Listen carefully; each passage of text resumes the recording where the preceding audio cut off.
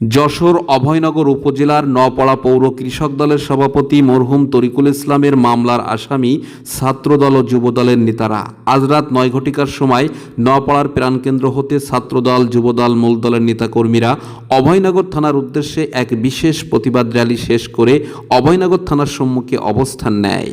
আপনারা বসে গেলেন কেন?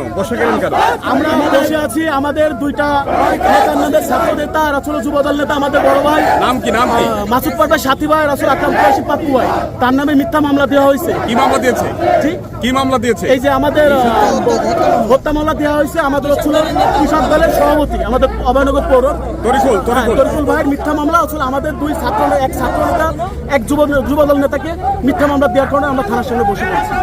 ছাত্রদল ও যুবদলের নেতারা অভয়নগর থানার ফটকে দাঁড়িয়ে বিভিন্ন স্লোগানের মধ্য দিয়ে তাদের নেতা মাসুদ পারভেজ সাথী ও পাপ্পুর বিরুদ্ধে মিথ্যা মামলা প্রত্যাহারের দাবিতে স্লোগান দিতে থাকে। তাদের বরাদ্দে জানা যায়, সম্প্রতি অভয়নগর ধোপাদি বিএনপি নেতা তরিকুলকে কুপিয়ে ও গুলি করে নির্মমভাবে হত্যা করে পালিয়ে যেতে সক্ষম হয় সন্ত্রাসীরা। দুপুর থেকে গুঞ্জন শুনতে পাই,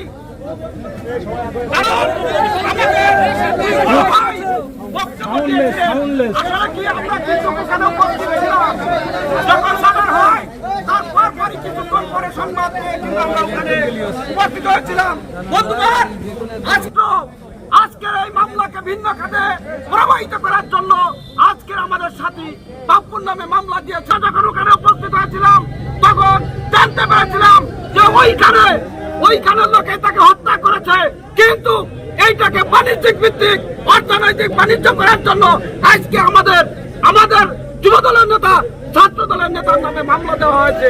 যে ব্যাপারে তরিকুলের ভাই বাদী হয়ে অভয়নগর থানাতে একটি হত্যা মামলা দায়ের করেছেন। যে মামলাতে যুবদল ও ছাত্রদলের দুই নেতার নাম আসায় ছাত্রদল যুবদল মূল দলের নেতাকর্মীরা আজ রাত ৯ ঘটিকায় এক বিশেষ প্রতিবাদের মাধ্যমে অভয়নগর থানার ফটকে এসে অবস্থান নেয়।